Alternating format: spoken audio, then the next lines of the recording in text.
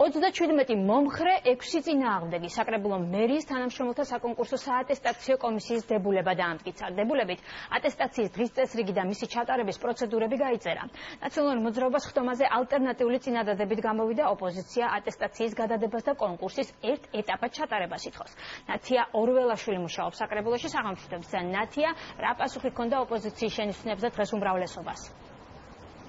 საღამოშიდობის დიახ, დებულება ხმათა უმრავლესობით მიიღეს, რაც შეეხება ოპოზიციის შენიშვნებს ზოგადად ატესტაციის პროცესთან დაკავშირებით, ატესტაციის ჩატარებასთან დაკავშირებით. ნაციონალური მოძრაობის წევრები აცხადებენ, რომ აუცილებელია, რომ გამოძიებული იქნას ყველა ის შემთხვევა სამსახურიდან გათავისუფლების მერიის თანამშრომლების, რომელიც მათი თქმით ეჭვს იწვევს, მათ დღეს მაგალითად მოიყვანეს გუშინ გავრცელებული აუდიო ჩანაწერი. მე შეგახსენებთ, მერიის ერთ-ერთმა თანამშრომელმა გაავრცელა აუდიო ჩანაწერი და ის ამბობს, რომ მასზე ზეწოლას ახორციელებს ზედამხედველობის სამსახურის მოქმედი ხელმძღვანელი. სწორედ ეს არის ერთ-ერთი არგუმენტი ნაციონალური მოძრაობისთვის, როდესაც მოძრაობის წევრები აცხადებენ, რომ აუცილებლად უნდა გადავადდეს ატესტაცია. მათ კიდევ ერთი წინადადება ჰქონდათ, რომელიც ასევე არ გავიდა, ეს არის ატესტაციის ერთ ეტაპად ჩატარება, ხოლო ქართული ოცნების წარმომადგენლებს საკრებულოში საკუთარი არგუმენტები აქვთ იმასთან დაკავშირებით, თუ რატომ უნდა ჩატარდეს ატესტაცია დადგენილ ვადებში და უკვე დადგენილი წესით.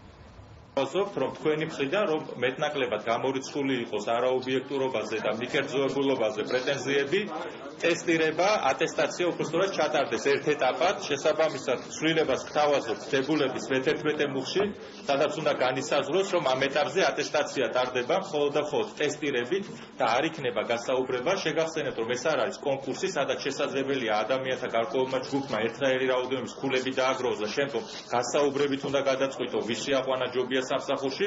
საუბრობთ უკვე დასაქმებული ადამიანის კვალიფიკაციის შემოწმებაზე, რომელიც აბსოლუტურად შესაძლებელია მხოლოდ და მხოლოდ ტესტირების ფორმით. გაინტერესებთ კონკრეტულად რატომ წამოვიდა? იმიტომ წამოვიდა, რომ დასუფთავების სამსახურში აღმოჩნდა რამდენიმე ასეულობით ადამიანი იმ პოზიციაზე დასაქმებული, რა პოზიციაზეც არ უნდა ყოფილიყვნენ. გაინტერესებთ რატომ წამოვიდა? იმიტომ რომ იყო ბევრი შეკითხვა სამოთაყოლეო საბჭოებთან მიმართებაში. გაინტერესებთ განვითარების ფონდში, პარალელურ რეჟიმში მუშაობდნენ ის ადამიანები, რომლებსაც ეკავათ მაღალი თანამდებობები. და დავამთავრებ, ბატონო ირაკლი, სწორედ რომ თქვენ მდგომ ორგანოებში ყავდათ უამრავი ასობით ადამიანი დასაქმებული.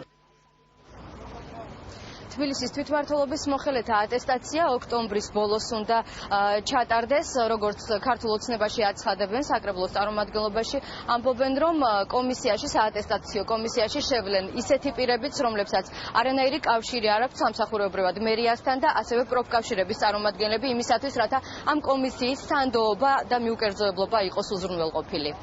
დიდი მადლობა ნათიას, ნათია ორველაშვილი იყო.